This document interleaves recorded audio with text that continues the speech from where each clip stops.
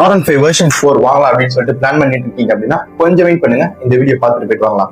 R15 version 4ல இருக்கிற positives and negatives என்னென்ன அப்படிங்கிறதா இந்த வீடியோல பார்க்க வரோம். First positive ஆரம்பிச்சிருவோமா? பாசிட்டிவ்ல இருந்து போயிடுவோம். ஸோ ஃபர்ஸ்ட் பாசிட்டிவ் என்ன பார்க்கறது பார்த்தீங்கன்னா, இது ஒரு பர்ஃபெக்ட் 125cc ஸ்போர்ட்ஸ் பைக். ஏன் அந்த பர்ஃபெக்ட் அப்படின்னு சொல்றேன் அப்படின்னா, இதனுடைய ரைடிங் பொசிஷன், இதனுடைய ஏரோடைனமிக்ஸ் டிசைன் பிளஸ் இதனுடைய இன்ஜின் கூலிங் சிஸ்டம். நெக்ஸ்ட் நான் பாக்குறது பாத்தீங்கன்னா இதனுடைய டிசைன்.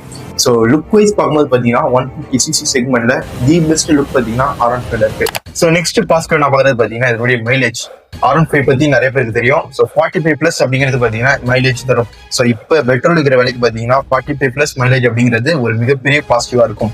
நெக்ஸ்ட் பாத்தீங்கன்னா இந்த பைக்கோட பவர். நீங்க R15 வெர்ஷன் 3 ஓட்டிருந்தீங்க அப்படின்னா வெர்ஷன் 4 ஓட்டுறப்ப கண்டிப்பா பாத்தீங்கன்னா பவர் டிராப் அப்படிங்கிறது ஃபீல் பண்ணுவீங்க. ஸ்டில் R15 வெர்ஷன் 4 பாத்தீங்கன்னா 155cc செக்மெண்ட்ல மோஸ்ட் பவர்ஃபுல் பைக்கா இருக்கு. ஸோ நெக்ஸ்ட் பாத்தீங்கன்னா நம்ம நெகட்டிவ்ஸ் என்னென்ன அப்படின்னு சொல்லிட்டு பார்ப்போம். அதுக்கு முன்னாடி நம்ம ஸ்குவாட்ல ஜாயின் பண்ணல அப்படின்னா ஜாயின் பண்ணிக்கோங்க. இந்த மாதிரி நிறைய பைக் பத்தி நம்ம டிஸ்கஸ் பண்ணுவோம். ஸோ நெகட்டிவ்ஸ் அப்படின்னு பார்க்கும்போது பாத்தீங்கன்னா இந்த பைக்ல ஃபர்ஸ்ட் நெகட்டிவ் நான் பாக்குறது இதனுடைய பிரைசிங். இந்த 2025ல R15 வெர்ஷன் 4ஓட பேஸ் மாடல் பிரைஸே பாத்தீங்கன்னா 2,20,000 மேல. ஸோ 2,20,000 இந்த பிரைஸ் சைக்கிளுக்கு பாத்தீங்கன்னா Yamaha சொல்ற ரீசன் என்ன அப்படின்னா, இது பாத்தீங்கன்னா ஃபுல்லி எலக்ட்ரானிக்ஸ் இந்த பைக்கை மாத்திட்டாங்க. Quick shifter, traction control, 10x10 navigation, USD Forks, TFT display.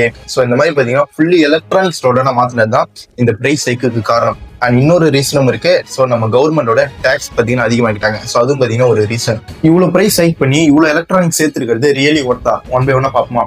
So first பாத்தீங்கன்னா ப்ளூடூத் கனெக்டிவிட்டி.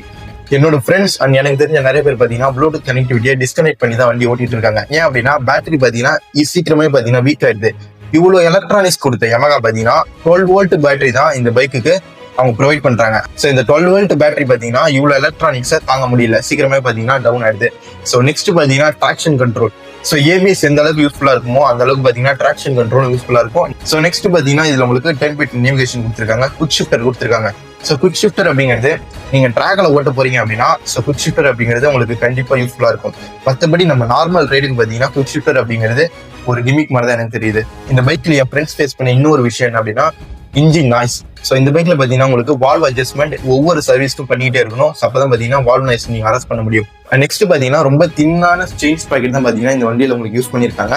ஸோ ஒரு 15,000 to 20,000 கிலோமீட்டர்ல பாத்தீங்கன்னா நீங்க செயின் ஸ்ப்ராக்கெட் மாத்திர மாதிரி இருக்கும். அண்ட் நெக்ஸ்ட் என் ஃப்ரெண்ட்ஸ் ஃபேஸ் பண்ண சில இஷ்யூஸ் என்னென்ன அப்படின்னா ரேடியேட்டர் சென்சார் இஷ்யூ பாத்தீங்கன்னா ஃபேஸ் பண்ணிருக்காங்க. நெக்ஸ்ட் பாத்தீங்கன்னா சில இடங்கள்ல ரெஸ்ட் ஆகுது அப்படின்னு சொல்லிட்டு ரெஸ்டிங் இஷ்யூ ஃபேஸ் பண்ணிருக்காங்க.